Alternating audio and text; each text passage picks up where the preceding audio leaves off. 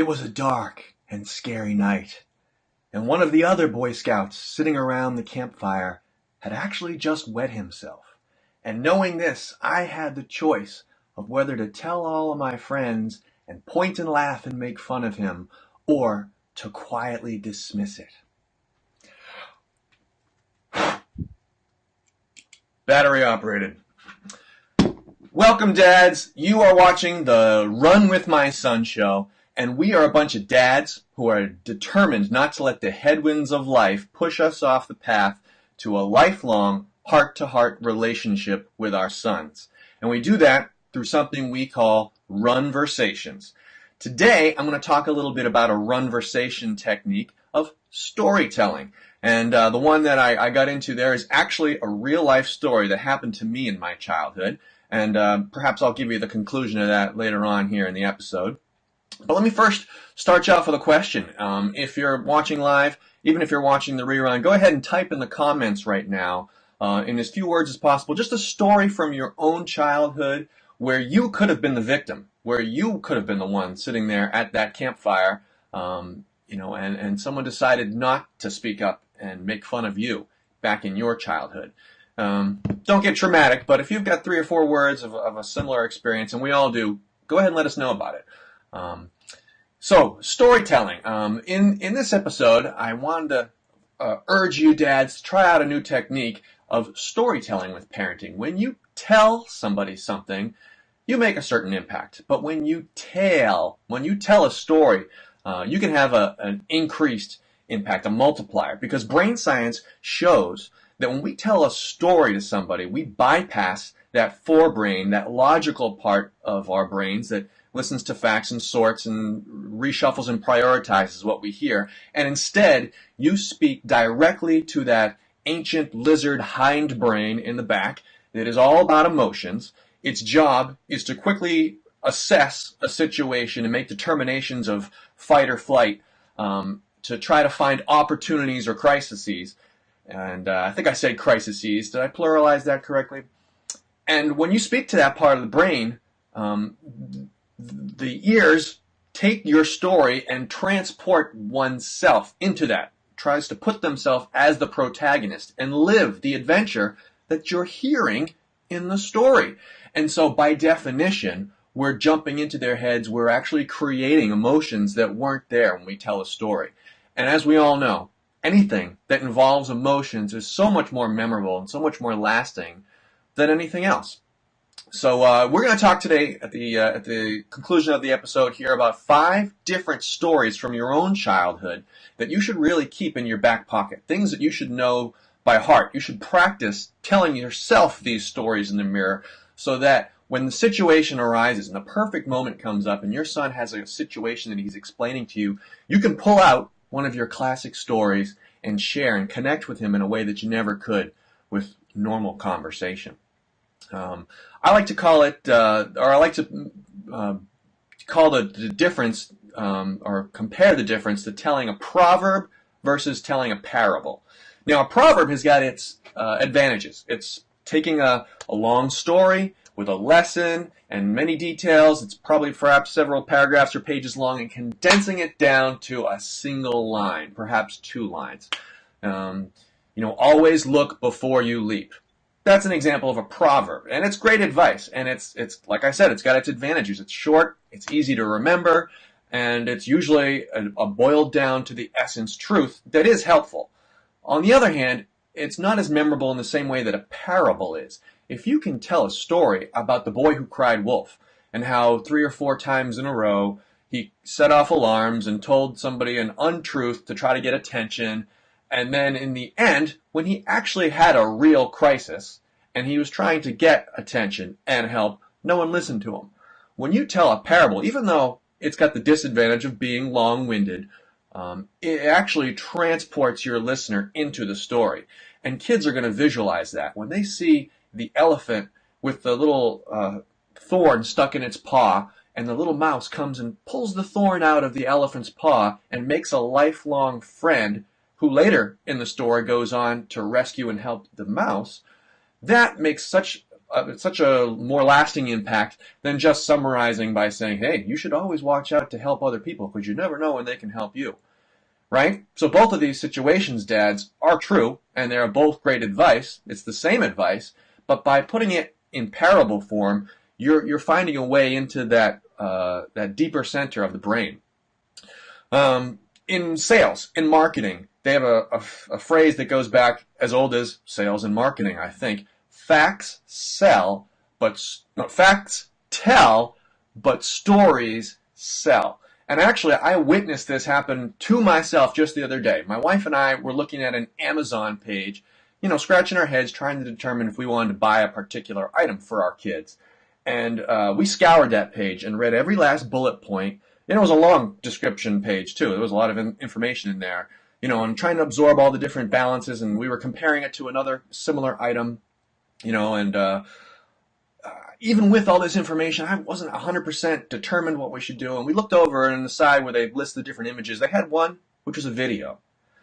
And so we clicked on the video, maybe a 60-second Amazon video that I was watching with keen eyes, trying to find new information. Are they going to add any additional information here that's going to push me over the edge as I was sitting on the fence? And actually, no. The video didn't add one single additional fact. It restated several, not even all of the information we'd already read. But what they did in that video is they presented all that information from the perspective of a little girl who was talking about how happy she was that mommy and daddy bought her this new device and how it works in this way and how it's got these different controls and mommy can set the different limits for how much screen time I get. And when that video ended, 60 seconds, I was ready to turn to my wife and say, well, that wasn't very helpful. But she spoke first and she said, all right, I'm sold. And it just was in action, an example of the power of storytelling. Taking the same facts and presenting them as a story of a child living through the experience of having this device, made such more of an impact. And it's because, our brains are wired that way. Now, dads, you have got a long history of battle scars and wounds that you've collected through the years over your childhood. And you know what? Those have often get stuffed away in the back shed, where you're hoping that they'll just disappear, perhaps. That time when your father abused you, or the way you wet your pants in the 4th grade and all the other kids in the class laughed at you. And I'm sorry that those things happened to you. I truly am. I wish they had not. But since they have happened to you, dads, you have got a unique opportunity to reach back and to claim that, and to hold it up high as a trophy. Those are your hard-earned badges, your battle scars that now you can turn to your advantage, and you can use them. They happened for whatever purposes and reasons that they did, but since they did happen to you, you now have an opportunity to turn around and find the silver lining in all those clouds. And exactly the purposes that I'm presenting to you today is to share them with your son, with your children, in appropriate moments so that they can see and learn from the lessons that you went through. When we do that, when we place our listener into our own stories and they internalize those things, that memory and that story connects in a way that normal, lesson telling never will. And we talk on this show often about how the same effect can happen when we tell our sons stories while we're engaging the full motor neuro portion of our brain, while we're, full sensory things are happening to us as we're out and about running. Just the fact that you're out running while you're telling the exact same story that you could have told him sitting at the kitchen table, but the fact that you're out and about in nature and that your body is moving means that your brain is imprinting the memory of this story that dad is telling you in multiple different tracks, multiple different channels. And so imagine, dads, if you now combine these two techniques, telling stories or tailing stories from your own childhood rather than telling, and you do that while you're out and about running. And I want to invite you, if you haven't already, to grab, here it is, our free training plan. I've got mine over here. a couch to 5K training plan that you and your son can run together. And it's got everything you need in here. It tells you week by week, day by day, how long you should run and rest. And it's for ages 4, 5, 6, 7, and on up. And you can be prepared for one of those 5K races you've been hearing about. This is the fall. This is the season when they're all happening. So you can go to the website, runwithmyson.com, and grab yours. Or if you happen to be watching this video on Facebook, you don't even need to do that. You can, without even leaving this video, just type in the comments of this video, training plan, experimental feature here, and you should get it sent straight to you. All right, let me get this out of the way. But yeah, jump on that. So as promised, I told you at the top of this episode that I had 5 stories for you that have already happened. They're already your stories, and you've got them. And how are you going to take advantage of these? And so let me just jump on into a few of these. The first one is a story of loss. A time in your past when something very special and dear to your heart was lost and could never be recovered. And that's the key thing, dads. This story is one you want to share in a consolable moment when your child has lost a favorite toy, or the progress in a saved game, or a very important story that he wrote and suddenly the page has disappeared. I'm not certain what those situations are, but when they present themselves, you're going to think back to the time when you lost your absolute favorite toy. And I have to confess, I'm not proud of this, but in a recent scurry of cleaning up the house, I threw away a prized possession of all 3 of my sons. They have been collecting these little caps for months, years actually, maybe 2 or 3 years. They've been collecting these, to me, useless little plastic bottle caps and throwing them in a cardboard box for whatever purposes they have. And, I saw this disused box of caps and just assumed, okay, this is just taking up space, and I recycled it. And it wasn't very long at all, a day or 2 later, that somebody went looking for it. And even though I had to make that apology and confession this is now a couple weeks ago that I did this, he still hasn't forgotten it. And sometimes it's the last thing he thinks about as he's going to bed. He'll say, I'm still, my body is still reminding me of my cap collection, and it's making me sad. And man, that hurts my heart to hear that. But I had a story at the ready from my own past of a very cherished list that I used to keep. Every time I finished reading a book or beat a video game or saw a movie, I wrote the title on this list. It was ever growing. It got to be, as big as a notebook by the time I was in middle school.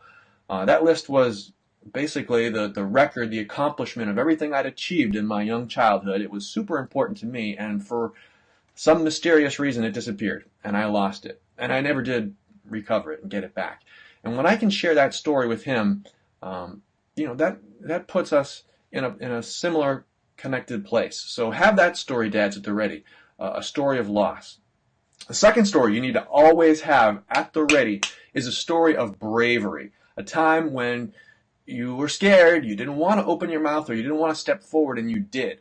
And the one that comes to my mind was a moment when I was afraid to tell my friends who were standing around me that what they were discussing, what they were planning on doing, was wrong.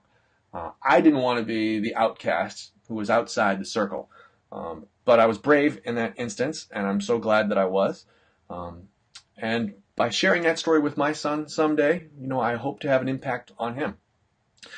Third story you want to have is a story of persistence. A time when sticking with it, even when it hurt, even when it was difficult, paid off. And I shared with you, if you were watching last week, about how in my high school years, my cross-country team, every single member of that team was a better runner than me. And I never really was able to surpass anybody. But what I can proudly hold up is how I was persistent, and how by incrementally improving, I managed to make running a lifelong passion, and it's still with me here today. So persistence, if you've got one of those that has some challenge that then was overcome just by steadily, working at it, there's all kinds of times when you can use that story, dads. The next one is a story of kindness returned. And I began the episode telling you about that other Boy Scout at the campfire who had wet himself. And I had the opportunity to be the center of attention and get a lot of laughs by pointing that out to our peers. And in the end, I didn't do that. And I did, find a way to comfort him and acknowledge to him privately that, hey, anything I can do to help. And at the time, we weren't really close friends. It was just, a very recent acquaintance, actually. But we went on to become great friends. So stories like that of kindness returned, the classic fable of the mouse pulling the thorn out of the elephant's paw, or I've heard it told with a lion, the mouse pulls the thorn out of the lion's paw. That can make a big impact on our kids.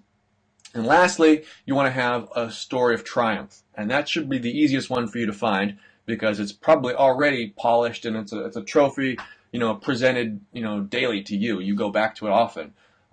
But we need to have those because by giving our son something to look up to from our own childhood, they can put themselves in that position and see themselves achieving and having victory someday. All right, Dad Squad, I didn't want to take up too much more of your time this week, but I want you to take your father-son team to victory and reach into that dusty old memory bin. Don't let it rot in the tool shed in the backyard. Grab one of those stories from your own childhood. Have it at the ready for your next run. And it all starts with those weekly runversations where we carve out time from our schedules and prioritize one-on-one time with our children such that no other sibling or parent is along with us so that we can have that time together. And we recommend doing it out in the great outdoors, running. But wherever you do it, dads, have a great one-on-one with your son this week. We'll see you next Friday and every Friday right here at 10:30 a.m. And look forward to you joining us then. All right, have a great week. Hey, I hope you got some terrific value from that video. If you did, I invite you to hit the subscribe button to get notifications of all of our new videos. You're also welcome to watch one of our popular back episodes, and you can always visit our website, runwithmyson.com, for a free Couch to 5K training plan that you can run together with your son.